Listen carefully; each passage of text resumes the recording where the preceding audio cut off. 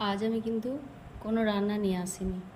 আজকে নিয়ে এসেছি আমি সরু চালের, মানে যেটা গোবিন্দভোগ চাল বলে, ওই চালটার নুন দিয়ে ভাত, আর সাথে দিয়ে দিচ্ছি ঘি, আর এখানে আছে কাঁচা পেঁয়াজের আলু সেদ্ধ, এখানে আছে মাছ ভাজা।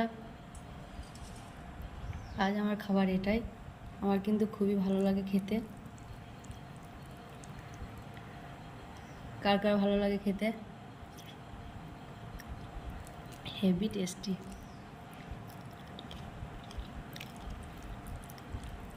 কে কে খাবে কমেন্ট করে জানাও। সত্যি বিশ্বাস করুন ফ্রেন্ডস, এতটাই টেস্টি, মানে বলে বোঝানো যাবে না।